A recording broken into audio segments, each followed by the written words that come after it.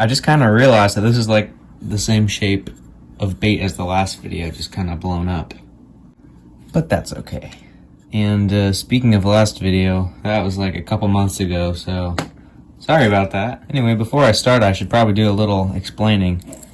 So I've kind of been inspired by muskies, so I've been making a bunch of musky baits, and I'm planning to sell them to buy some musky gear, like a nice rod and reel. So yeah, this was the last bait I made. Works really good. Paint job's alright. Anyway, time to cut this out in the bandsaw.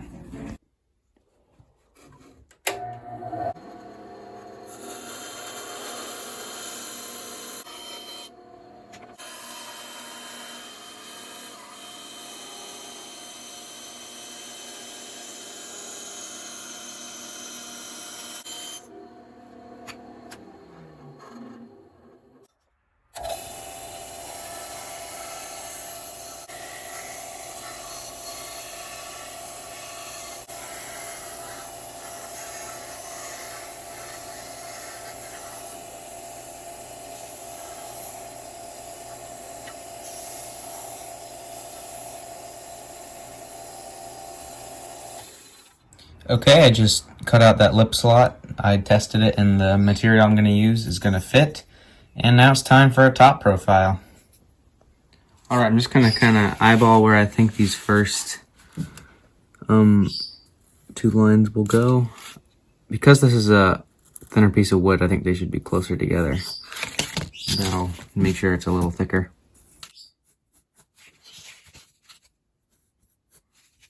Probably just like that.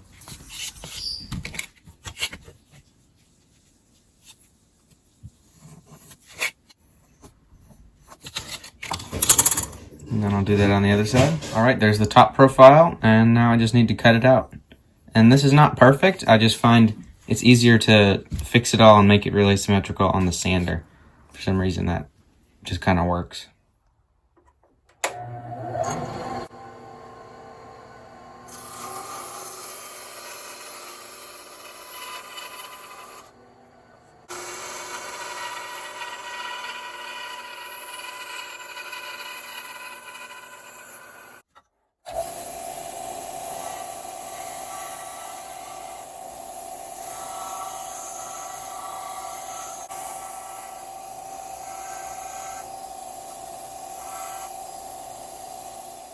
And there's a top profile.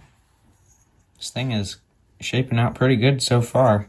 You know, it always, when I draw them out, it looks like a big bait, and then I hold it in my fingers like that, and it feels pretty small, so I don't know, maybe a pike or muskie would still eat this. Now it's time to start rounding this off, so I'm going to draw the lines here.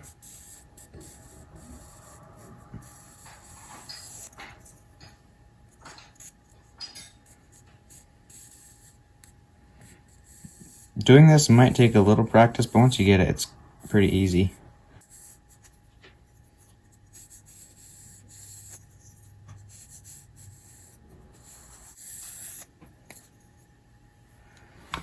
There. Okay, now I'm going to cut these out with my nice sharp chisel. This is pine, by the way.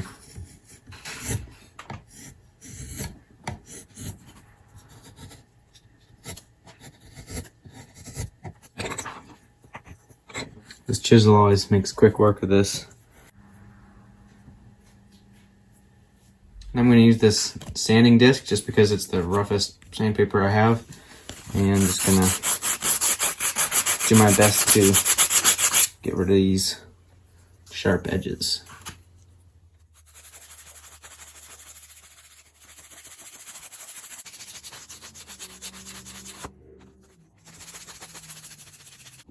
Alright, and approximately a lot sanding later, we are here and it's looking pretty good.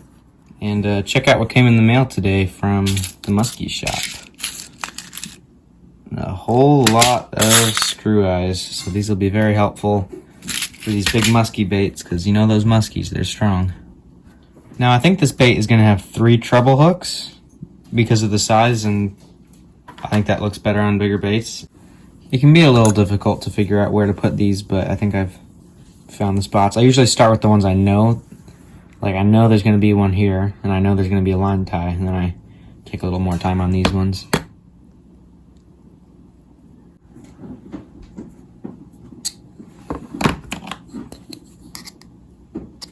All right, there they are. Of course, I still have to glue these in at some point, but looks pretty clean so far. Now for weight, I'm going to use this Forstner bit and drill probably right about there. Seems like a good enough spot. Okay, I'm going to drill that right now.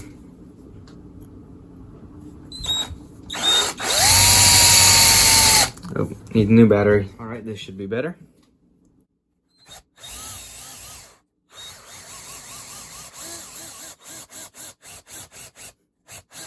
All right, just got that drilled. I went a little too deep, so I put some baking soda and super glue in there. Now I'm gonna fill it up with this tungsten powder, which has lasted a surprisingly long time.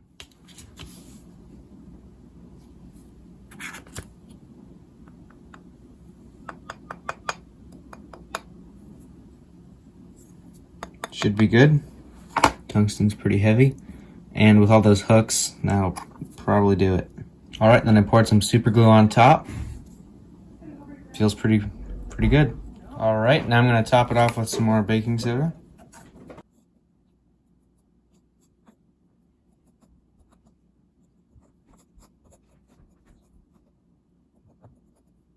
Put a paper towel down, now I'm gonna cover this.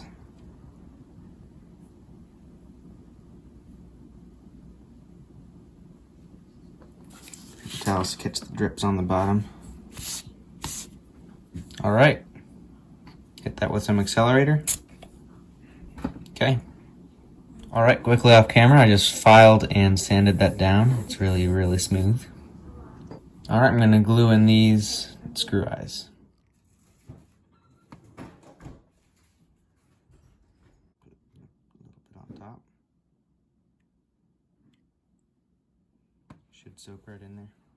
All right, they're all glued in. I always make sure to give the line tie a little extra love because it's what's bringing in your hopefully big fish. So, and what's keeping you attached to your lure. So, yeah, it's important. And I think I'm gonna cut the lip out of lexan polycarbonate next. Yep, this is it. I'm gonna draw the circle on each. I think it's gonna be this one.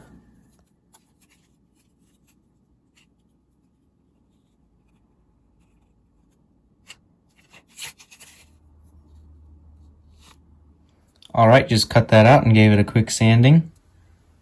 And I guess we're gonna see how it fits. It's a bit small, but I think it's gonna work. But as you can tell, this is not meant to go very deep. This might only go a couple feet. It's not a very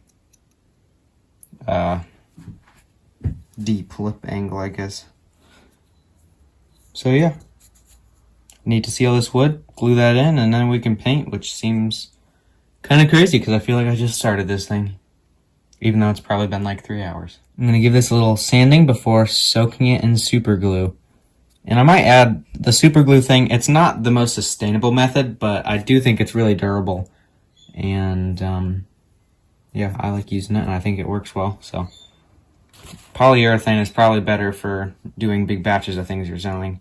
And it probably does last longer in the long run, but for big toothy fish, I think super glue, it just pretty much turns the outside of the wood into plastic and makes it really hard. So yeah, about to do that.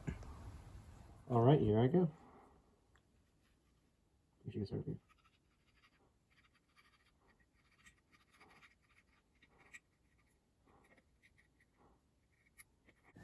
Just finished that, time for some sanding. All right, well, I didn't record it, but I just glued in that lip. So time to sand and paint. I always like to tape off the lip before I sand because I do think some of the grit from the sandpaper will scratch it up. Well, after a bunch of sanding and a really good lunch later, I'm ready for some paint.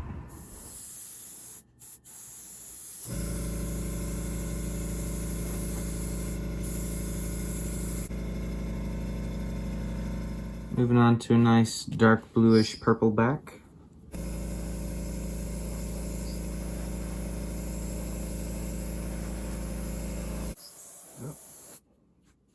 As you can see, I went pretty heavy on the blue, but I'm kind of depending on the scales to take a lot of this color away. Next is a nice little green.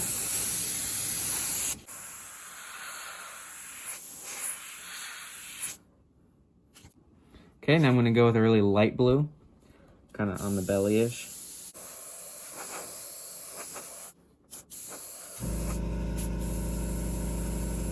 Okay, now this is gonna be so subtle. I'm gonna go with a little bit of a yellow. I think right above this blue. Probably can't even see that. Looks good so far. Already onto scales, and I'm gonna be using this really fine scale mesh for some really small scales. All right, time for some pearl silver scales.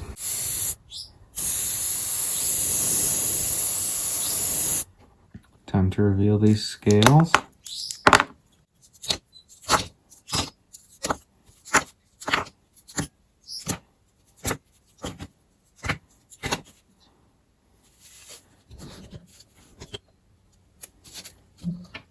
Here we go.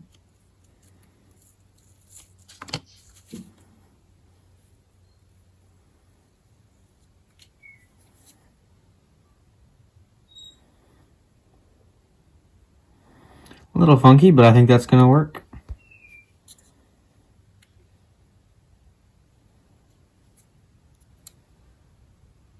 It looks a little strange when you look down it that way,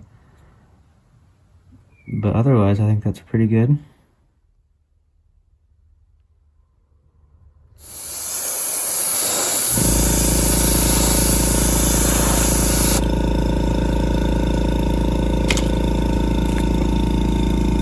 Subtle, but a good detail nonetheless.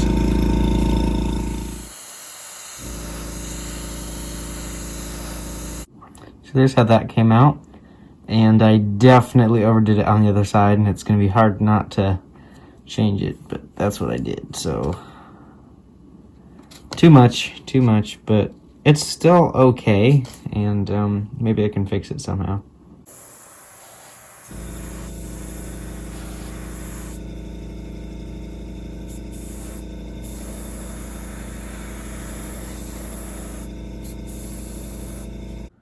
I was gonna put stuff on top of the back and not have it be solid black, but it actually looks pretty good. So, who knows? Okay, so a couple things later. Got some color shift in there. Not too big of a difference. I put some more black on the back. You can mostly see the color shift when you move this around in different angles of the light. You can't really get it here, but yeah, time for gills. I'm going real simple with the body of this bait. Time for some gills.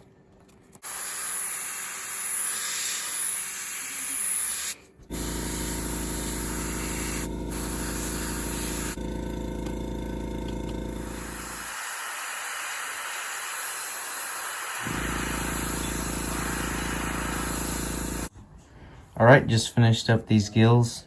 Well, I'm not finished, but I just got the first part of them done. Now I'm gonna put some, what's it called? Like raw umber in there. And I'm gonna do a bunch of stuff.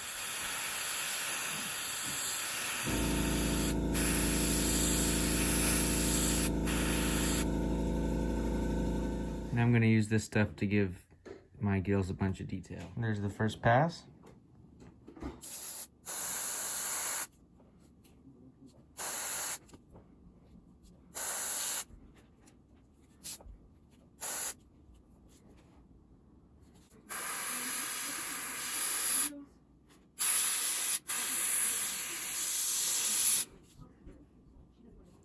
And that's what you get from doing that.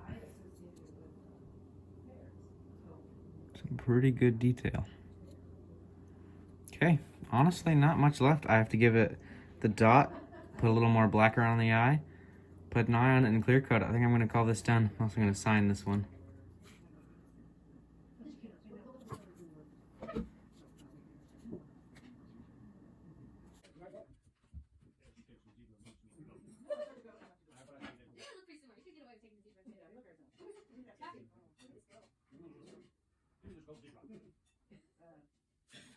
Okay, and I have a perfect pair of eyes right there.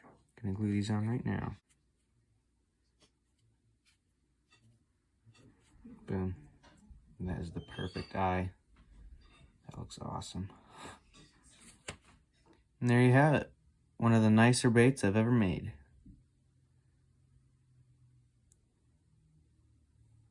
Those eyes are perfect. Excited to get a clear coat on here, but also worried because they go wrong sometimes, but I think I can do it. Anyway, came out really good. Spent all day on this. So yeah, clear coat.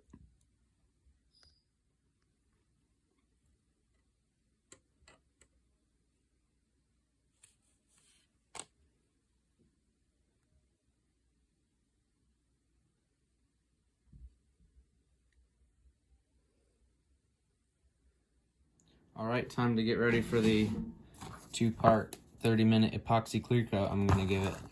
And I think I'm actually gonna put just a tiny bit of gold flake in it. I think that'll look fine.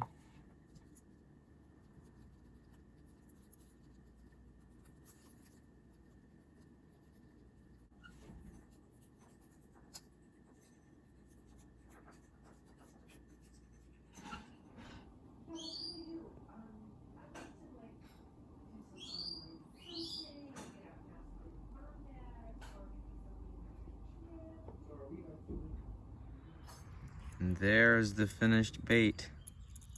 Put some gold flake in there. Clear coat came out pretty fine. Hooks fit nicely. Still have no clue on the action, but I'm assuming it's gonna be fine. So we'll have to see.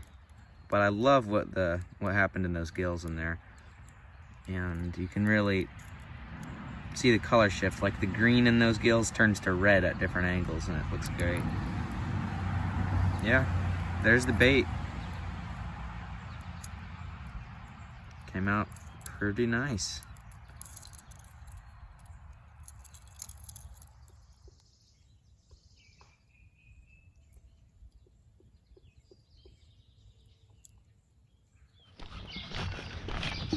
And here begins our journey to see how this lure works. Quite a bit of a walk. Way down yonder. Alright, so made it down here. There is the bait. And here is the water. It's a little less clear than sometimes, but time to see how this works. I have looked already, and I know what I think, but don't know what you will, so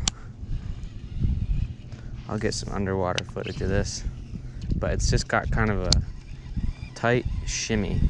Not too much. It does do more when you jerk it, and it has some little flashes, but not too much action, really. It's kind of disappointing. I thought this would do better. But this is still not bad. Anyway, I've seen some of the biggest carp I've ever seen in my life just roll by, so I might rig up the underwater camera, so if I see another one, I could try to show y'all. Also seen some freshwater drum. But yeah, I've been fishing for a little bit, and the only thing I've caught is perch. But who knows? Kind of crazily, I was fishing with a fly, and look, there's a fish right there. I didn't get a good look at that, but it had kind of orangey yellow fins. That is crazy. There's a lot of fish here today.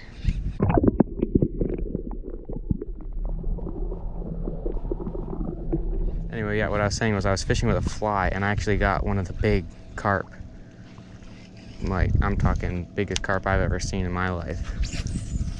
And it went right towards it, but it did not eat my fly. I thought it might have, but almost, so that would have been crazy.